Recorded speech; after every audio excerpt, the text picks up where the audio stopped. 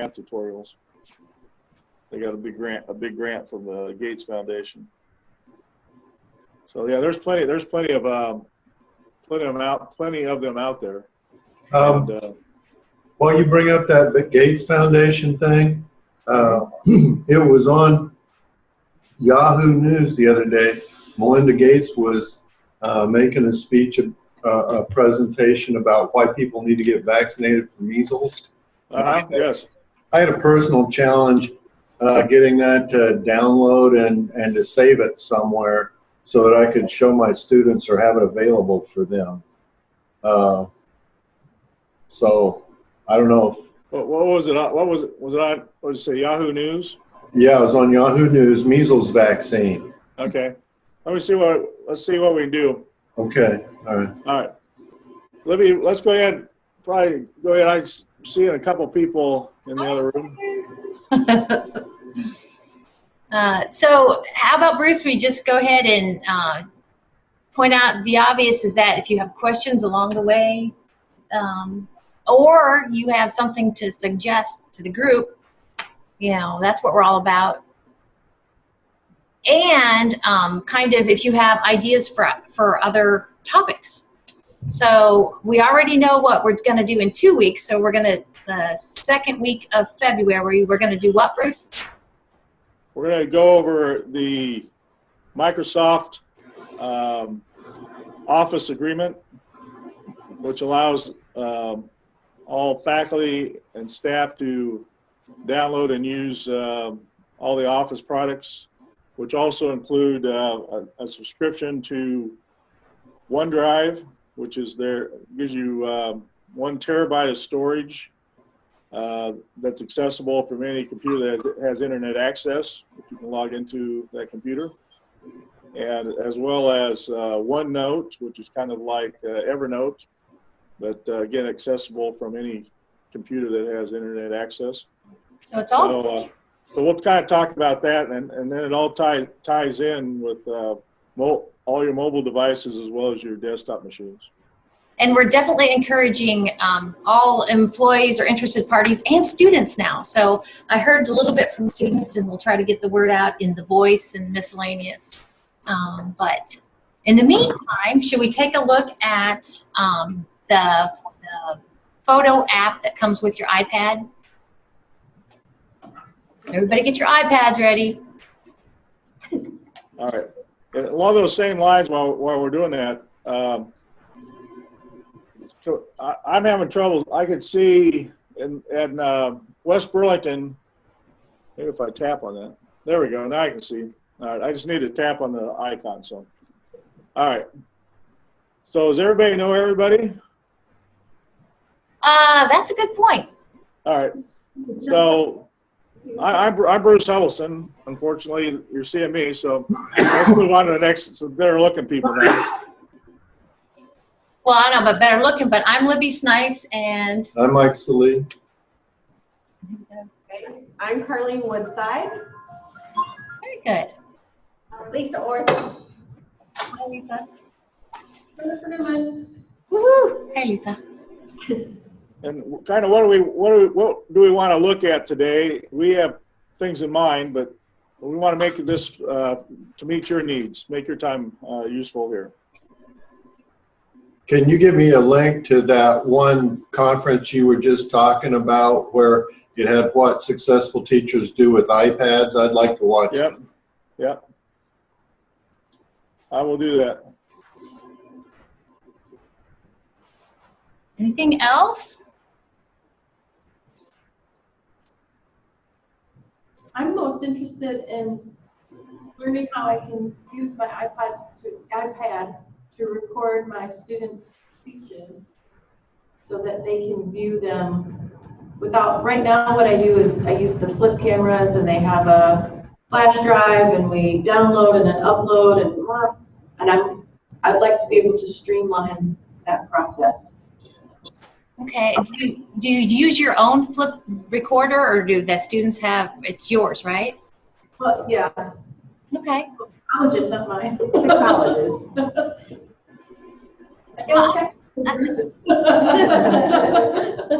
Bruce owns everything. I don't know very much, but yeah, we can look at that workflow. I think there's got some possibilities there. Anything else? For me, I want to be able to teach the students not only to shoot video, but do a little bit of editing on the iPads. And then possibly then take that to Erasmus. Oh, not familiar with Erasmus, but sounds like fun. Yeah. We Is it close to Taz? Is Erasmus close to Taz? Then you'd have Erasmus. nice, Mike. One of the big pushes, I think we're going to see more and more of it is what's called augmented reality.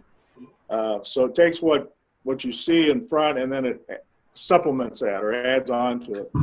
And Erasmus is one of the apps that does that. Libby and I were talking about something to do with chemistry that was pretty cool. I'd never seen it. I don't recall ever seeing it.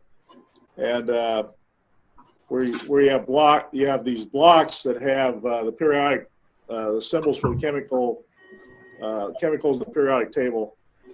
And when you put those under this app, it triggers some additional information. Actually turns a cube, and if you go to gold, it turns it into looking like gold underneath your iPad. And if you put hydrogen and oxygen, and you put those cubes together, then you get the substance that creates, as well as the chemical equation that is formed by that chemical reaction. So, some pretty cool things. That's under augmented reality. So I think it's something that we need to demonstrate sometime and see what the opportunities there are. Well, before we go to the iPad and stuff, I'll show. Can you guys see this? Okay. I don't know, Lisa, if you've seen this before, Newman, but this actually is a thing to hold your iPad. So if you were gonna record students, I would suggest getting one of these for the room, and I just kind of leave it in the corner. Can she have one of these, Bruce? Yes. So how did, I'm just.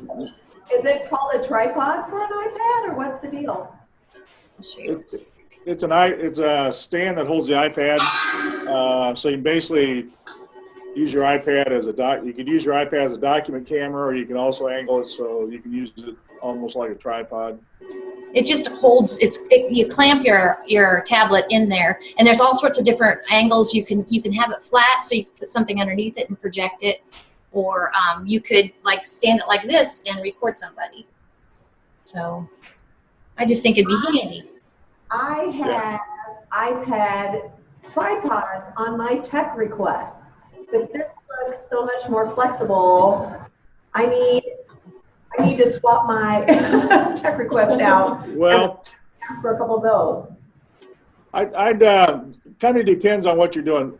These are like desktop height, so if you're shooting, there's going to be times where you're going to want to use a tripod say outdoors, and where you can adjust that height to eye level.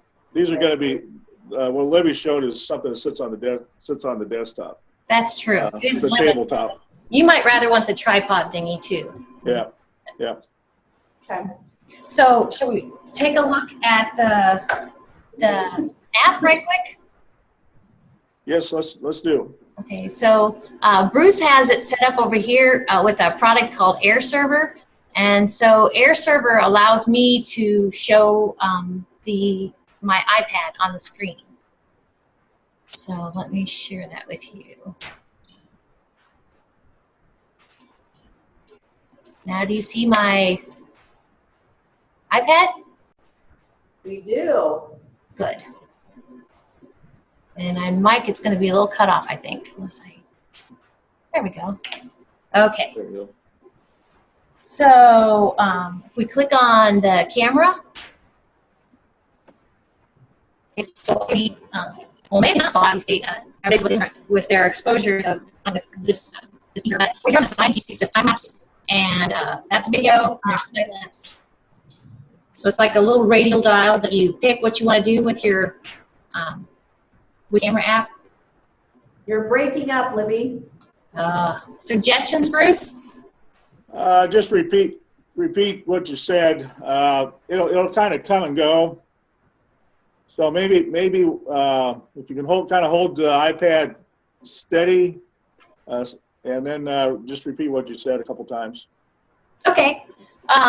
So just over here on the side, is that better? A little bit better.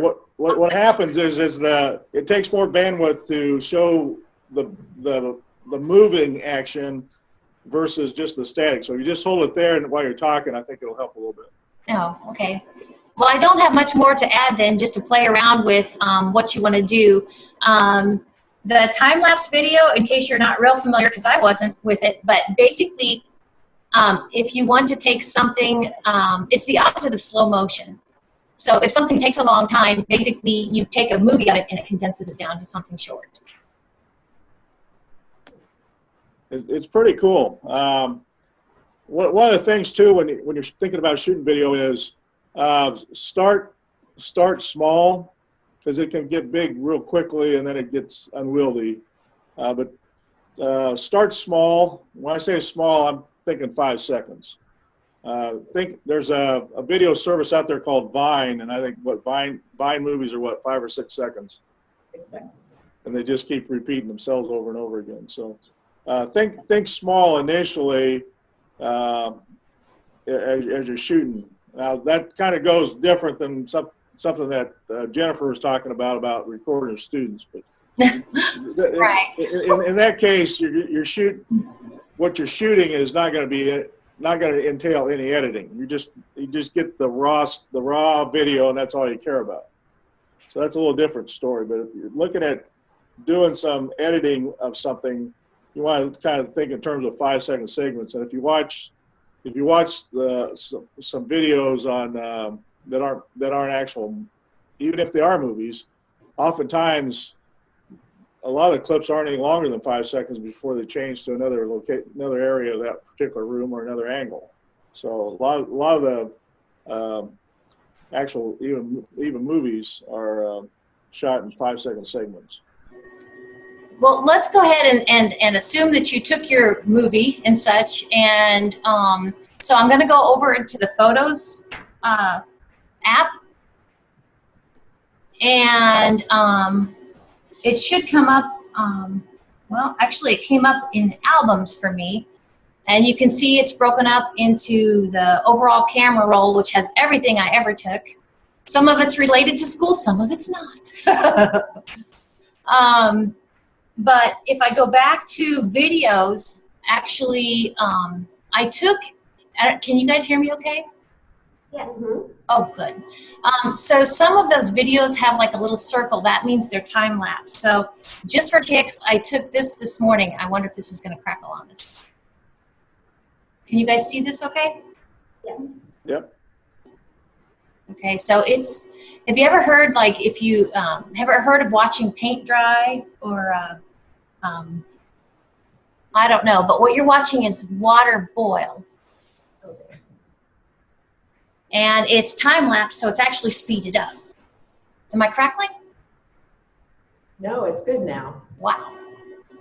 So what took me maybe 20 minutes is here all in one fell swoop. That's time lapse. Isn't that fun? And the watched pot does boil. There you go. There you go. So that's that. Now, the thing about it is, let's see if it'll let me, it kind of shows something weird. It's kind of a different mode that's viewing versus what I'm seeing. If I want to, the best way I know to get this video, which is what you guys probably want to get off your iPad, is honestly to have on the iPad, let me get it here. What I would have on the iPad are, do you see Dropbox on the iPad? You see the Dropbox app on the iPad? About center with in blue. Yeah. Between Mail and OneDrive. Yep. if you want to get something off of your iPad, to me, that's how to do it. I'm going to open up Dropbox. All Dropbox is a cloud storage. And what cloud means is that I can grab it at anything that has internet, and any computer or any device. All I need is to get into my Dropbox account. So do you see at the top there where it says camera uploads? Yes, over to the left. Yep. Yeah. So that purple camera uploads is basically any picture I take on my iPad is automatically available in Dropbox in that folder. So if you're in the classroom and you save something to your iPad, it automatically goes to the cloud if you have Dropbox set up to suck in your pictures. So why would I want that? Well, today I used it because, if I want to then have that, push that out to students using something else, I can go ahead and the MOV extension means it's like just a QuickTime movie or whatever, and I can put it on YouTube and I can show students. One of the things, it's a limitation of, I'll go back to the photos. So I'm going to go back to photos. A cool thing about the photo app is you can click on any photo and you can actually, I'll click on that one that says 27 seconds. Down there in the bottom, it went away for you, but it's still there for me. I can click on this little, it's the box with the up arrow. That's the share button, kind of. And it says you can share that 27-second video by mailing it to somebody. You can push it out to a YouTube account. You can put it on Facebook, Vimeo. But the problem with even a 27-second video is it clogs up. Yeah, it's huge. If you put it in your Dropbox, the logistics of sharing it to YouTube and Facebook from Dropbox gets a lot better than something straight from your iPad. Does that make sense? And then you can also get it from any computer that has internet access that you can log into. Yeah. Just I was just gonna say, so take the video, Dropbox it, and then as long as we have a Dropbox account on our Macs in our lab, then the students would be able to get it there, to be able to save it, to manipulate it. right. Okay. There's other services that, like we mentioned OneDrive. OneDrive has that kind of functionality. Google Drive has that functionality. So it's just a matter of which one you pick to do that. Now I just went ahead and sent, that you could share it. See where it says mail? You could share it using mail, and I did, and it took my 27 seconds, but much longer, and it won't. But do any of you guys do any of you use YouTube to share videos with students? Not yet. Not yet. Okay. If you did, just today I figured this out. You can use the YouTube app on your iPad, and there's an upload button, and it's fine with uploading. Like I uploaded a 16-minute document, and it was great with doing that. So if you ever get into using a YouTube account and sharing it with your students like that, that's the other thing, and it works very much like Dropbox. You see the OneDrive next to it? OneDrive is what we're going to get free cloud space when you go through the procedure to get your Microsoft stuff. And so this is another place that you can sync it with your iPad, so it will suck in all of your iPad stuff. So I just recently found that out. With Jennifer, since she's gonna have big files. So what would be best for her to use? Dropbox, OneDrive, or Google Drive? Probably OneDrive, actually. But the only concern I have all of my students would have to have access to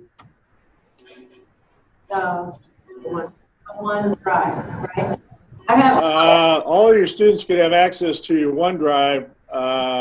What you, I haven't played enough with it to see how you share folders and things of that nature in it, but I'll take you to Google Drive.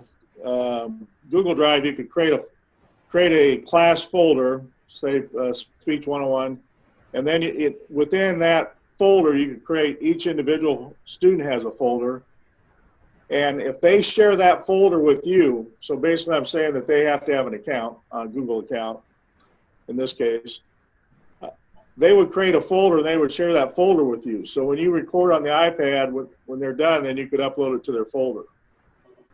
I think it's something we're going to want to play with to see how big, Jennifer, what's probably the longest presentation that you record?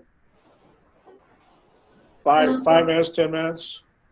The longest, it's supposed to be 10 minutes, but I have students sometimes go longer than that. So I would say 15 just to be safe. All right, so 15 to be safe. So I think we'd want to kind of play with it and see what size of file you get by just using the video recorder on the iPad. Not to push the whole YouTube thing, but I will say that when you upload anything to YouTube, you have 3 choices. You can make it public, you can make it, you have to have a link to see this, or you can make it private. And you get these same choices and it was pretty fast. One of the things I have with uploading anything is sometimes you're like, oh, but I was really pleased, and it went straight from my iPad to YouTube. And you could actually make a playlist within YouTube of your students and make that just limited to your students to see it. That's pretty. I would like to limit. Susie can only look at Susie's videos. Bob can only watch Bob's videos. I don't want Susie to send Bob's video viral. Well, I would think you can send the link to these people. And I don't know how labor intensive that you're willing to make this, but you'd have to send the individual link to them. But Dropbox actually, you don't have to upload it anywhere. You can have something sitting out there in Dropbox, and I bet the other one's the same way, and take a link and send it to a student, and the student clicks on it, and basically they go through Dropbox and see their stuff. Yeah. So well, I think we'll probably want to play with all of those, but I think those are definitely, we want to look at YouTube and Google and Dropbox and OneDrive, and just see what's going to work the best. Yeah, I think that definitely has possibilities, though. It's just a matter of trying to figure out which kind of is going to work the best for all the people involved. How much storage is there in Dropbox? How big of files? What's the max? No. Yeah, the limit on how big a file you can upload to Dropbox is how much storage you're allowed on Dropbox. So with a free account, you're allowed 2 gigabytes, which is not very much. But when you start adding pictures, if you agree to upload your pictures, they expand that. So Dropbox is pretty convenient, but the amount of space you get isn't all that great, which kind of starts moving you toward OneDrive, especially when you get 1 terabyte on the Microsoft agreement accounts. And I really bet from OneDrive you can take your individual files, and Jennifer, and share them with a particular student. It'd just be a link between you send to him or her, and that's it. And it still resides in OneDrive. Right. Easy to get off, easy to delete afterwards. Like at the end of the semester, I want to get rid of this stuff. Yeah, it's just like a Explorer in Microsoft. Yeah. And it's something you want to play with. Actually, go through the whole workflow that you have, and see where the obstacles are, and we'll figure out a way to come around get around those obstacles. But like Libby said, there's an app, there's a YouTube app to upload things to YouTube. There's a Google Drive app that you can use to upload videos there.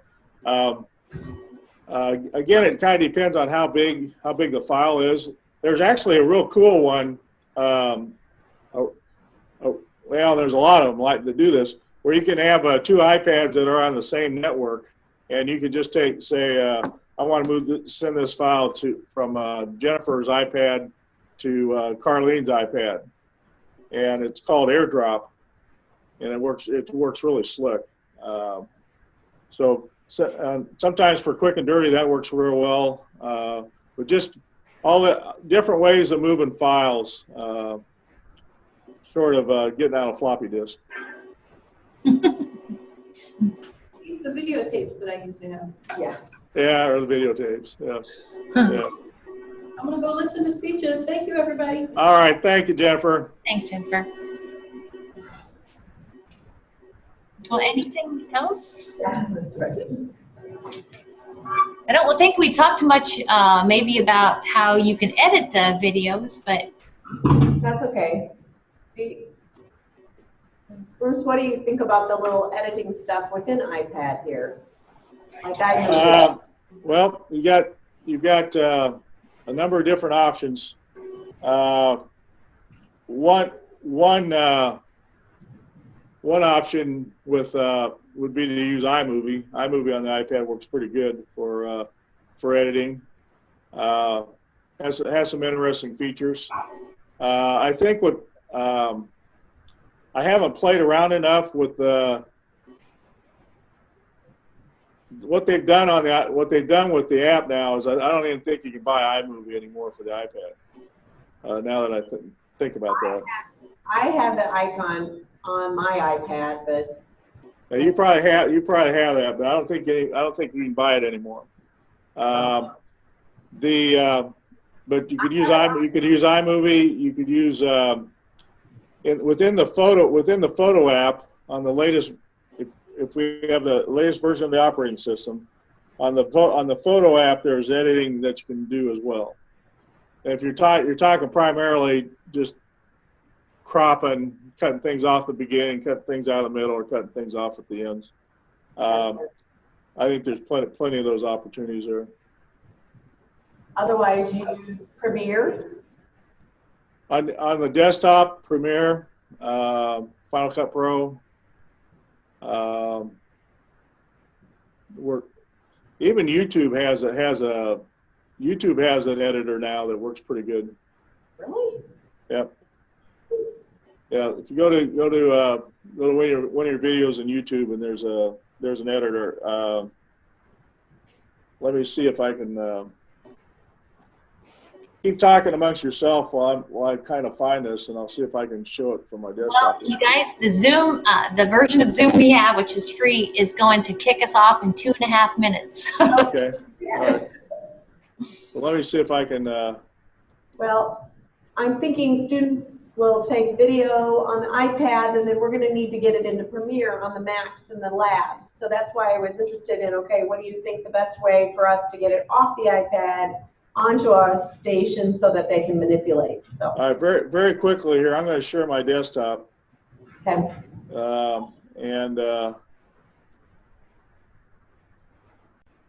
So here I'm on YouTube, and if I want to edit this video, so there's a video here that says Andy B Day. If I want to edit that, I click on Edit. It opens it up, and I can actually do some editing. For instance, up here there's some. I can do some enhancements to it. I haven't played enough with it to see how you crop it. I can adjust the audio. I can do annotations. I can put in subtitles and closed captioning if I want.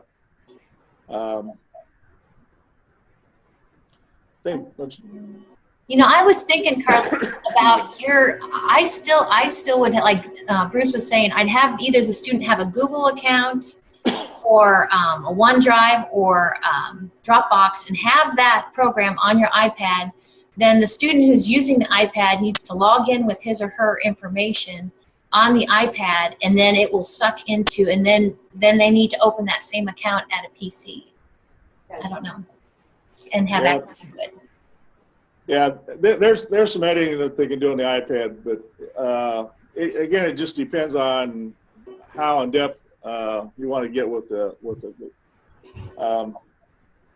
There's a whole lot of options. We just need to look at what the final product needs to be.